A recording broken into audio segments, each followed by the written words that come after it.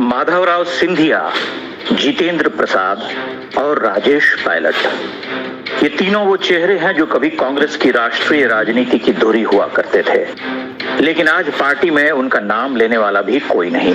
जिस कांग्रेस को उन्होंने ऊंचाइयों तक पहुंचाया, वह आज उन्हें भूल चुकी है। बीते दौर के इन तीनों ही कांग्रेसी नेताओं में कुछ आश्चर्यजनक समानताएं पाई जाती हैं।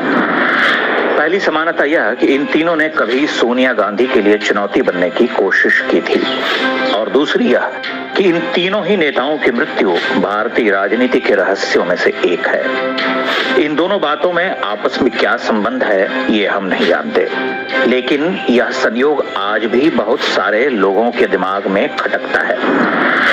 11 जून 2000 को राजेश पायलट की एक सड़क दुर्घटना में मृत्यु हो गई। वह सोनिया गांधी के कांग्रेस अध्यक्ष बने रहने के विरोध में थे। 16 जनवरी 2001 को जितेंद्र प्रसाद के मस्तिष्क में खून का थक्का जमने से जान चली गई। 2 महीने पहले ही उन्होंने सोनिया गांधी के खिलाफ कांग्रेस अध्यक्ष का चुनाव लड़ा था।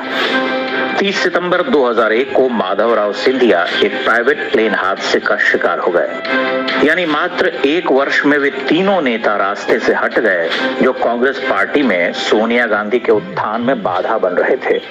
यह भी एक संयोग है कि तीनों के बेटों ने कांग्रेस में ही करियर बनाने का प्रयास किया, लेकिन संभवतः सोनिया गांधी को शुरू से पता था कि उनके खून में बगावत है। ज्योतिरादित्य सिंधिया हो या सचिन पायलट या फिर जितेंद्र प्रसाद, कांग्रेस में इन तीनों की सीमाएं पहले से तय करके रखी गई। इससे आगे जाने का जिसने भी प्रयास किया उसके पर कतर दिए गए। ज्योतिरादित्य सिंधिया और सचिन पायलट को विधानसभा चुनाव में जीत दिलाने के बाद भी मुख्यमंत्री की कुर्सी नहीं मिली। दूसरी तरफ कांग्रेस पार्टी ने जितेंद्र प्रसाद को उत्तर प्रदेश में घूम घूम कर जातीय सम्मेलन कराने की जिम्मेदारी दे रखी थी। माधवराव सिंधिया, राजेश पायलट और जितेंद्र प्रसाद जनाधार वाले नेता हुआ करते थे। ये सभी कांग्रेस की उस पीढ़ी के थे जिसकी देशभक्ति और राष्ट्रवाद पर कभी कोई संदेह नहीं कर सकता था। उनके जाने के बाद सोनिया गांधी को खुली छूट मिल गई। अब उनके लिए देश में अपनी हिंदू विरोधी नीतियों को लागू करना आसान हो गया।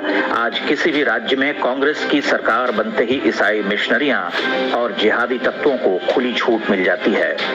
हिंदुओं को जात पात में तोड़ने और धर्मांतरण के षड्यंत्र सोनिया गांधी के भारत आने के बाद से ही तेज हो गए थे। ज्योतिरादित्य, सचिन पायलट और जितेंद्र प्रसाद के साथ कांग्रेस में जो कुछ हुआ उसके कारणों का विश्लेषण आवश्यक है ताकि देश इसके पीछे के असली खेल को समझ सके।